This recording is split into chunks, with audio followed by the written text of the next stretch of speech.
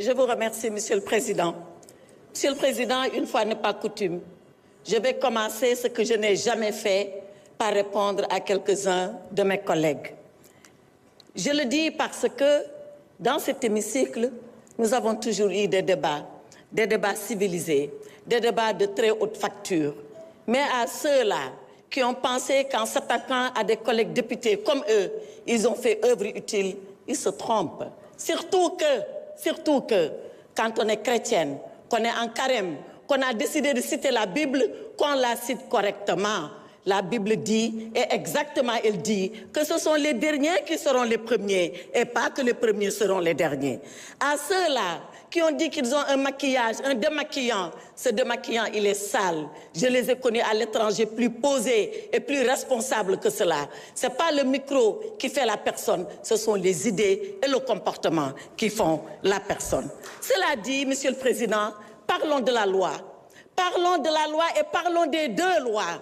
De la loi du 13 mars 2024. Celle-là que nous avons voulu porter au nom du peuple ici, par des députés comme vous qui l'ont voté pour ramener le calme et la cohésion nationale ici au Sénégal. Parlons de cette loi du 13 mars 2024 qui a dit si nous sommes des Sénégalais et si nous sommes des humains, comme Nelson Mandela avait dit alors à ces geôliers de l'Afrique du Sud, à ceux-là qui avaient prôné l'apartheid, pardonnons parce que nous voulons retrouver l'humanité en nous. Et parlons de cette fameuse loi, parlons de cette fameuse proposition de loi, cette loi qui fissure la société sénégalaise, cette loi de règlement de compte. Alors, Monsieur le Président, je dis une chose, mes honorables collègues, à ceux qui veulent voter la loi, votez-la.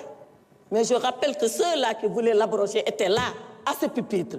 Et ils avaient promis l'abrogation aux Sénégalais. Et je leur ai répondu, abrogez-la. Et à ce moment-là, faites face aux conséquences. Ils ignoraient les conséquences, c'est leur problème. Nous, on savait et on connaissait les conséquences. Alors, interprétation qui n'en est pas une. Interprétation qui est une modification. D'accord. Mais nous continuerons ce combat. Il ne s'arrêtera pas ici. Et quand vous parlerez, vous, à vos militants, nous, on parlera aux Sénégalais et à l'ensemble des Sénégalais. Quand vous parlerez de votre parti PASTEF, on parlera du pays. Quand vous parlerez de vindicte, quand vous parlerez de vengeance, quand vous parlerez de rancune, on parlera de droit, on parlera de justice, on parlera de loi, parce que c'est ça, un état de droit. Et pour cet état de droit, il faut le savoir, vous n'êtes pas plus courageux que nous, vous n'êtes pas plus patriote que nous, vous n'aimez pas le Sénégal mieux que nous. On est prêts, nous aussi, à mourir. Je ne parle pas de la prison. Mais qui a peur de la prison? La prison, il y a 3 personnes qui n'iront jamais en prison. C'est le chien, excusez-moi du terme, à qui on préfère jeter la pierre quand il vous mord. C'est le lâche qui a fui avant la prison. Et c'est celui qui est dément et qui est inconscient.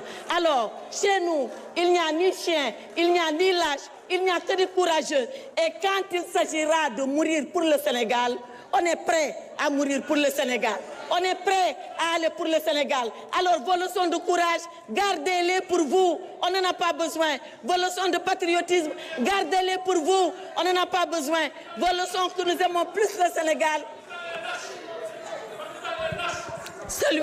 Babacar, s'il vous plaît. Babacar Ndiaye, vous n'avez pas droit à la parole. Allez. La lâcheté, c'est quand on a le privilège de parler de quelqu'un qui n'est pas là et qu'on se met à dire des choses qu'on n'oserait pas dire devant lui. Babacar, voilà si vous insistez, je vous ai battu.